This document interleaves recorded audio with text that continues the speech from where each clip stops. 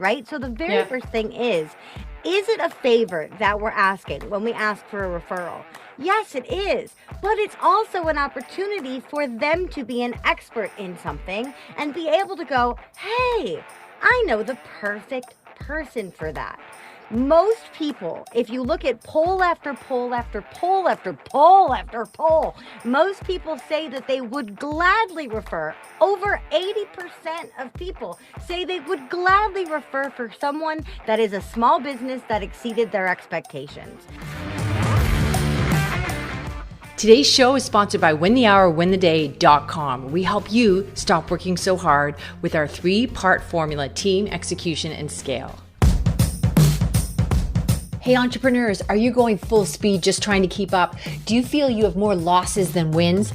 For years, I was rushing to get to the next thing. There was always something that I had to learn before the thing I actually needed to learn. I felt like I was running in the wrong direction and moving even further away from my goals. So the big question is, how do you stop the craziness? How do you get to your next win? Well, this podcast will give you the answer. Join me on my journey as we have real conversations about struggles, successes, and tips so we can get you quicker, faster results, no fluff, and get you to your next win now. Do you want the freedom that was promised to you when you started your business?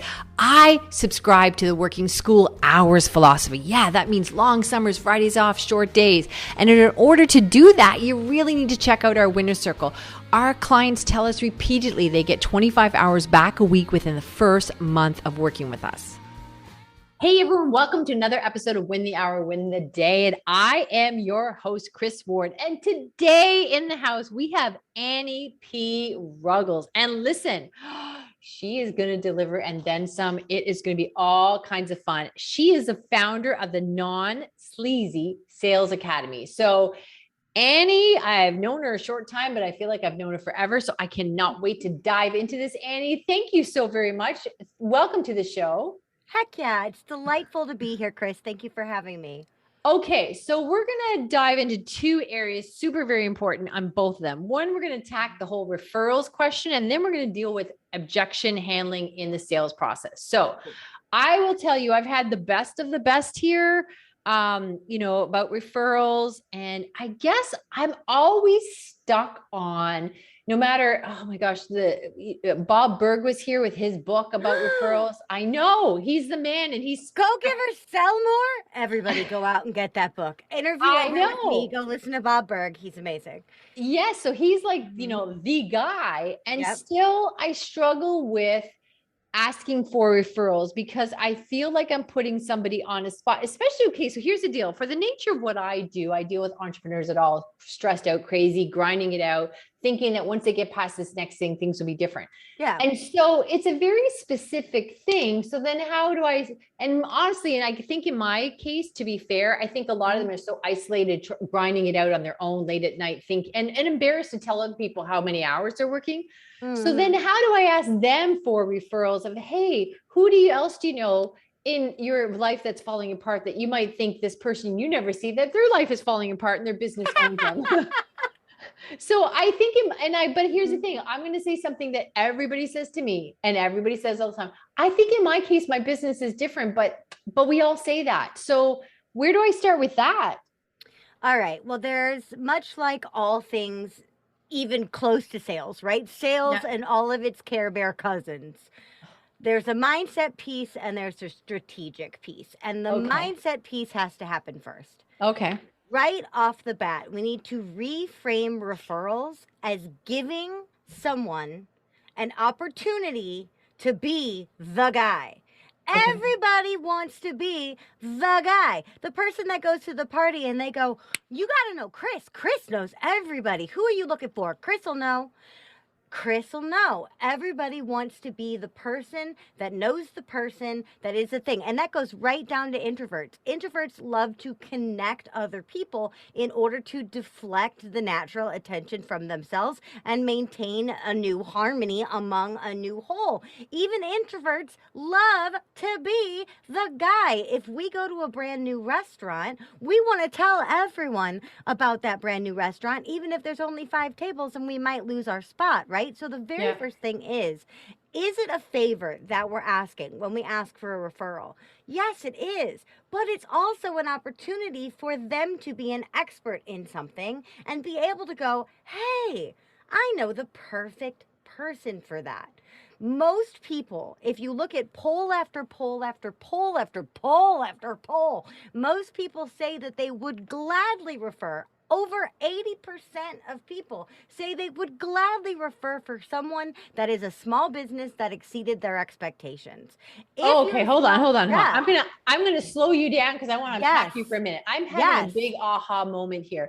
okay, So this is fantastic because I have read the books. Since I opened my business like 14 years ago, this has come up, right? yep. And I think I am having a really big aha moment here. And you Yay. broke it down so beautifully because I do know I've got things, videos, I've got, posts on LinkedIn and people say, oh my gosh, Chris, you changed my life. I got my life back. This is Mhm. amazing. I cannot believe it. Right. So I do get those. That's why I do what I do because business should be fun. It should support your life, not consume it. So I Yep. know how, not being arrogant, but being realistic, that this is going to make you fall a lot back and love your business. You'll get your life back. Your income will increase, your hours will decrease. On average, our clients get back 25 hours a week within the first month. So instead of me thinking about that, I'm asking for a referral. I really am. You're right. Like if I know something is a really great restaurant or something, I'm not thinking about the restaurant. I'm thinking about how many people would love me because I sent them there. Yes, and Okay. refer for refer. If Yeah. you are feeling uneven in the energetic balance of this transaction, ask them who they're looking for in their world, right? Right.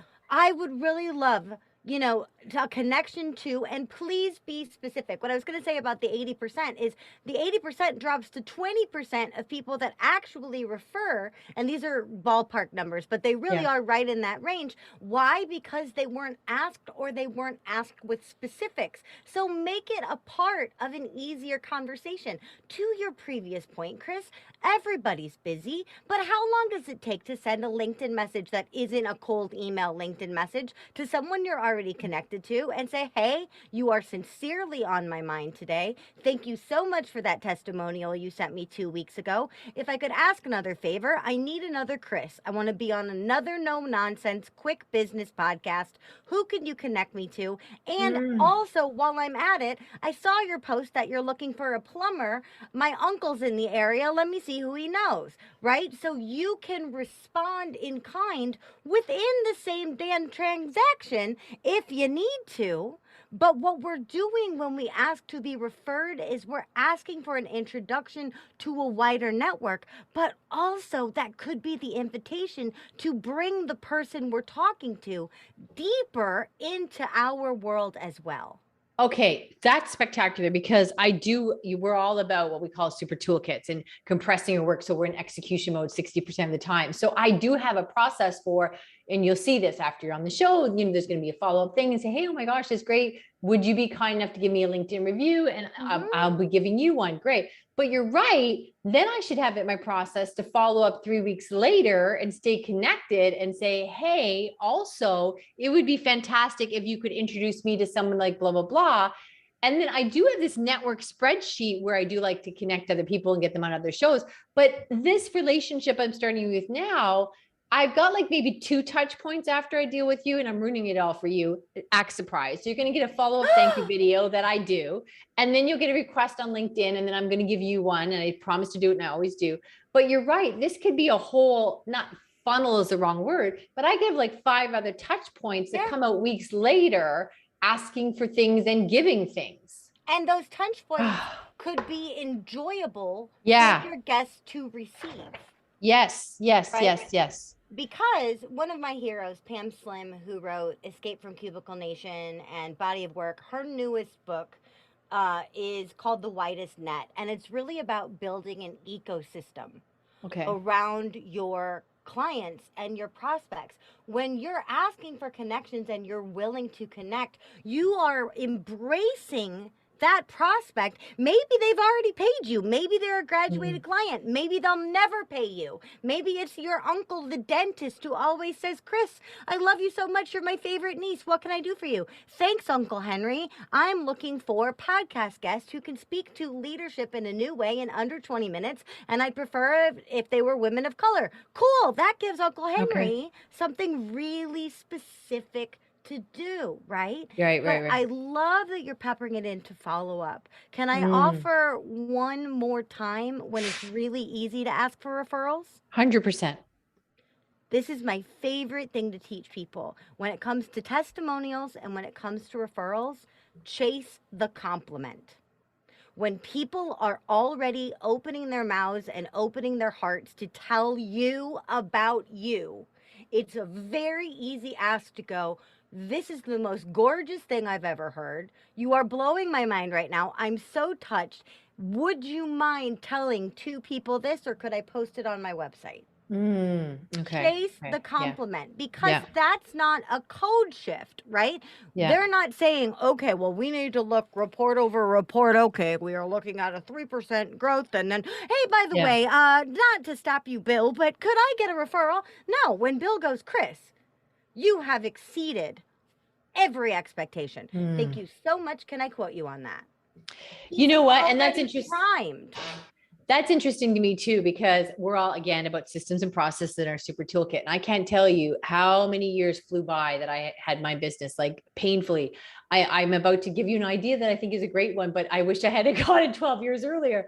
And it was, I'm in calls with my clients and it's on Zoom and they say something like, oh my gosh, this is unbelievable. Like one client came back from holidays and she said, Chris, this is nuts. I usually takes me a month to recover. And she said, I've got like 80 hours worth of work done in 1 week and it wasn't stressful at all. But here's the thing, now in the process, after every coaching call, then my team, I'm like, oh, we've got a win here. We've got a compliment. And they clip that video. Right. And before it's just like going, oh, that's so nice. Thank you. Yeah. So now it's part of our process, right? So excellent. Okay, and perfect. if you have them in front of you, it's so easy to ask for permission and secure that permission in the moment. I love that detail, the 4% growth. Can I write that down? Can I put your initials? Done. Yeah, we even, back to systems and processes, we get them to sign a thing, like often throughout the coaching process, you may say nice things about us. Can you sign this disclosure and we can use them, right? Boom. And so done. Okay, that was worth it. I mean, oh my gosh, I hope if you guys are driving, pull over and take notes. Okay, that is spectacular. So let's dive from kind of like, I don't know if it's the opposite or similar, how to handle sales objections. Here I'll throw the ball so you can hit it out of the park.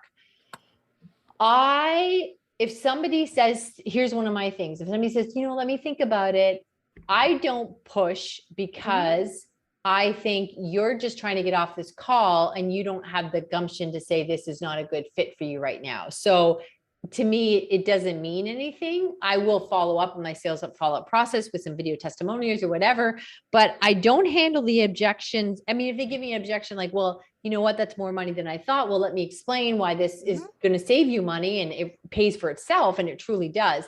But if they give me the polite, well, let me think about it, then peace and love, man. Have a good life. Well, you follow up, which is more than most people do. Okay. So I'm glad to hear that you follow up. I get half a point. Everybody keep score. You got a full point for having follow up. You get a half a point for having follow up. There's a dramatic pause coming though. And half a point for protocol. But okay. If I can offer an upgrade. Of course. If someone says, let me think about it. Okay. Let's make sure we know what they are trying to think over. Okay. So that we don't leave unanswered questions, or in our follow-up materials, we send what they need and not just a bunch more noise, right? Okay. So I love that you're handling financial objections, like you said, or any other thing, but I get a lot of, I need to get back to you stuff for a variety of reasons. And the one thing I want to fault you for is assuming that an objection is a future no. Now, sometimes people are trying to get off the call. Okay. Understandable, absolutely. But when we're building rapport and we're building trust on everything, I want to make it very, very clear to the client that we are deciding together whether or not we think we're a good fit. So if they're not thinking that we're a good fit, they feel more entitled, calm to tell me that, because I darn well am going to tell them if they're not a fit for me, right? But one thing, when they go, let me think it over, I will respond to that with no problem, no pressure. Are there any questions right now that are just eating in your brain that are really unclear? They say yes or no. I say, will you be discussing this with another decider? Maybe it's their boss, maybe it's a friend, maybe it's their mentor, maybe it's their spouse, who knows? If they say yes, I say, well, what kind of data will they want in order to really understand this from their perspective? Or if they say, I'm just not sure yet, I need some time to chew on it, I say, are you a person who is comforted by social proof? I have clients you can speak to if that would help. Hold on. That is a good sentence, everybody. Hold on. Are you a person comforted by social proof? That is crafted. Okay. Yeah. Because you're letting me know I got tons of it. And that comforted is very soothing. Like that is some ninja sales wording right there, people. Well, and that's the connection between what we were just talking about. I have clients that are willing to talk to my testimonials. The only way, to my prospects, the only way I got that is by asking. If I never asked them for a testimonial or a referral because I didn't want to put them out, they don't even think people calling them on the phone on behalf of me after paying me for several months is putting them out. They're happy to do it. So I could only say that by the grace of my clients, but also because I asked and they said yes. Right? So I don't leave loose ends as much as possible on the calls, because maybe they really just do need more time. Right. Oh my gosh. Okay. All right.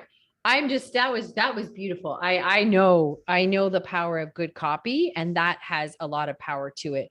So you're being generous and kind, and you're such a thoughtful leader to us. May I tweak this a little bit more? May I, whatever. Let's put the niceties aside and let's chop these vegetables up, slice and dice it, and tell us where are our biggest mistakes with objections.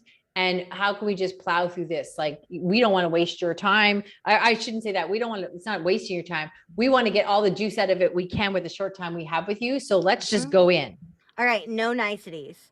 The vast, vast, vast majority of sales training is doing you dirty by telling you that the best thing you can do when you get an objection is argue it. Never, ever, ever, ever argue an objection. Even if it's a line, it is true to them in that moment. So if you're saying, oh, well, I mean, you could come up with the money, it's not really that expensive, my competitors are more expensive, you are invalidating the experience of the person you're talking to. If someone says, I need to talk to my husband, it is very common sales training to go, what? You're an independent woman? Come on, stand on your own 2 feet, sister. Number one, don't call me sister. You don't know me. Number two, if I want to talk to my husband, I'm going to talk to my husband, and it has nothing to do with me being the boss, bitch, of my company. I want a second opinion, and I'm going to have one. Do not invalidate my decision-making process by arguing my objection. Instead, what I want you to do is distill it down to the kernel of truth. If they say it's expensive, it is an investment. Let me go again over the itemized list of what you're receiving for that, or what you can expect to get out of that, and the fact that this is a risk-free purchase through a guarantee. If they say, I need to talk to my husband, what I want you to say is, cool, what's his name? Do you want me to talk to him? What motivates him? If they say, I need a little bit more time, my mom just died and I can't really do this right now, you say, I am so sorry to hear about your mother. Would it be appropriate for me to follow up in 2 weeks? And then you send a card. saying, I'm here when you need me, but absolutely no rush. Thank you for taking my call in your time of grief. That Yeah. is what you do. Lean into the objection, not out of it. You are supposed to be forming a bond with that prospect that goes into the lifetime value of a customer. You are supposed to be accruing their trust. If you're arguing with them from the jump, you're saying, you know less than I do. Wouldn't it be so smart of you to hire me? And that's not the kind of business I teach, because that's not the kind of business I want. You bring up a really good point, because I think I love your being direct and bold, and I'm all about sass, get to it, right? We don't beat around the bush.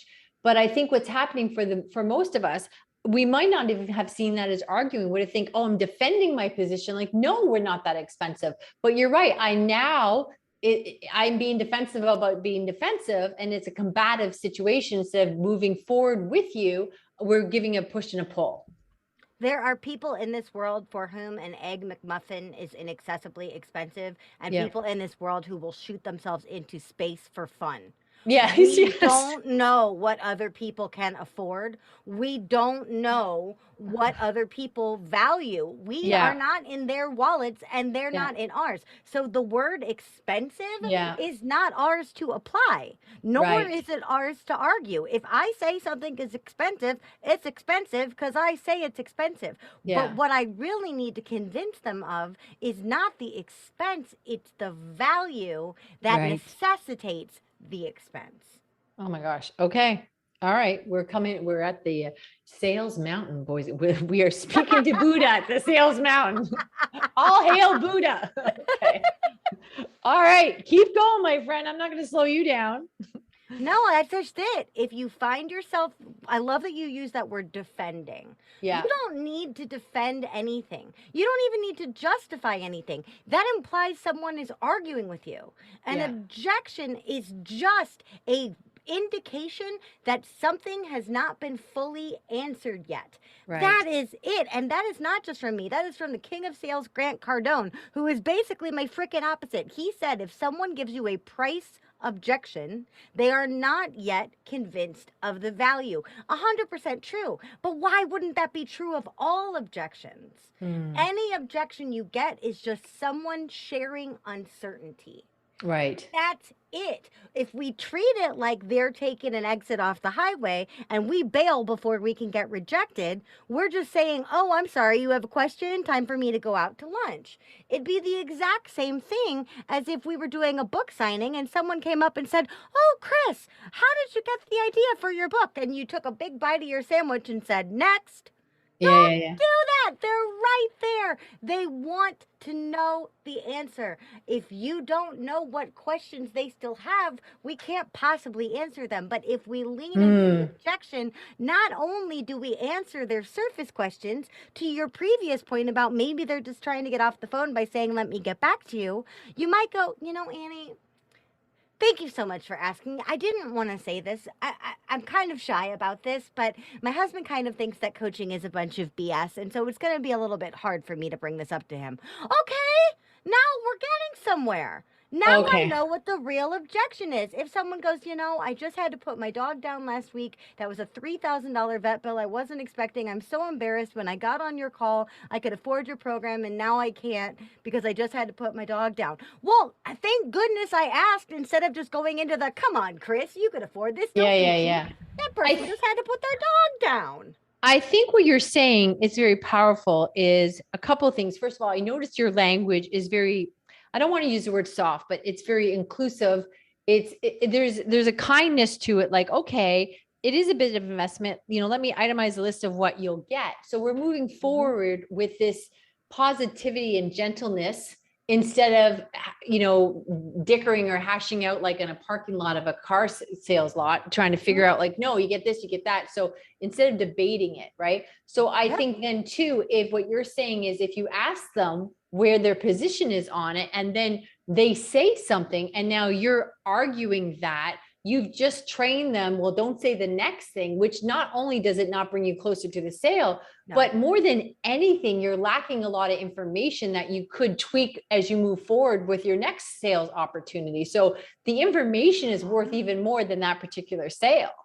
A bajillion, zillion, 1,000,000,000,000%. The best copy for FAQs comes out of objection handling conversations on Okay. sales Yeah. calls. Yeah. The Yeah. best. Yeah. Oh my gosh. Okay.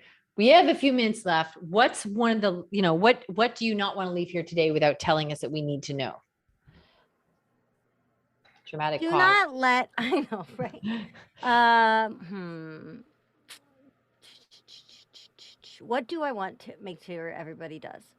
On that topic of handling objections and sales and every possible other thing, when it comes to these calls, remember, if you are on someone's calendar, they have given you their most precious currency Mm, already. yeah. Already. Yeah. Before they've even given you a dime, they've given you their time. And Miss Win the Hour, Win the Day. Yeah. Time is freaking precious. If you give Yeah. me any of it, that is a gift. And so, what I want people to do on those discovery calls, those intro calls, and yes, even the things that you call sales calls, is solve a problem for that person. One way you can solve a problem for that person is promise to introduce them to someone and then follow through. Oh, you're doing this in your business? Do you have a great printer? I know a great printer. Small Mm, shop. They'll give you great prices. Remind me after this call to get back to you. I've already proven my value in your life in a genuine way before I talked about money being exchanged, right? right. It's not about hiding the money. My prices are on my freaking website because I don't want people to have to dig, and that is my choice, right? It's not Yeah. about waiting to bring up the money part. But wait to bring up the money part until you've solved a problem, because then you could say, let's keep solving problems together. The price for that is this. It sets you Right. up for the easiest sale ever when they already know that you are pulling for them to get even more than the value that you're offering. Yeah, that is powerful. So that is interesting too, because I work really hard on, maintain, because your network is, your net worth. And Yeah. I learned, again, many years ago, I make these connections and you get busy and then I'd stay connected with you, say on LinkedIn. All of a sudden I make a new connection and you get pushed out the bandwidth. All of a sudden I realize I haven't talked to you in a while. So I thought, oh no, I'm rotating relationships instead of maintaining them. So then I made this spreadsheet and was really clear and adding things to it, always trying to nurture that and connecting people. In my case, I'll get them on podcasts or whatever. But having said that, I now realize these are people that maybe I was on their show, or maybe they did something for me, or there's an established relationship. But you're right, I'm not feeding the front end. If you met with me and you didn't become a client, I'm not saying it's a rejection, but that you don't move it so far in my process. You didn't move to the receiving gifts on the other side thing. I'm giving those to people who were my client or who I was on their show. Like there was already an exchange of whatever, right? Of kindness. But you're right. They don't have to, if you're giving, then they don't have to earn it. So they may not ever buy from me, but they deserve the same generosity. If I'm giving, then I'm giving. I'm not giving because I already got something. Right. Right. Okay. You're That not was another giving the aha. present. You're not giving the present to watch them open it. We all love to do Right. that. I freaking Right. love to do that, right? Yeah. But Yeah. here's the thing. If you follow that method of not, and I'm not talking about over delivering, and I'm not talking about being, Yeah. masochistically selfish or selfless. No, I'm not Yeah. talking Yeah. about Yeah. that at all. But if we give first and ask later, but do ask, if we give first, then the people that will never become our clients could still refer us, could still Right. give testimony to us, could Right. still be a connector for us. Maybe they'll never hire you, but they'll darn well retweet this and every podcast episode you put out. Right. Right? So take the extra step to thank someone for their time, and Yeah. that gratitude will always come back to you somehow. Oh my gosh, what a powerful way to wrap this up. Oh my heavens, time flies with you so fast. We could have turned this into like a 4-part series. Okay. All right, Annie, where do people find more of your brilliance? Well, please, if you want more of me in your ears, go check out my podcast, Too Legitimate to Quit, instantly actionable small business strategies with a pop culture spin. It is actionable. We give homework every single week, so you always know what to do. And beyond that, if you're looking for me or the Non-Sleazy Sales Academy, go to anniepruggles.com or hit me up on LinkedIn. I love Fabulous. LinkedIn. Gosh, excellent. Okay, everyone else, we will see you on the next episode. And until then, win the hour, win the day. Thanks so much. Hey, everyone, don't forget to hop on over to freegiftfromchris.com. That's free gift, G-I-F-T, from Chris, KRIS.com. We are always putting goodies in there for you so that you can have a business that supports your life instead of consuming it.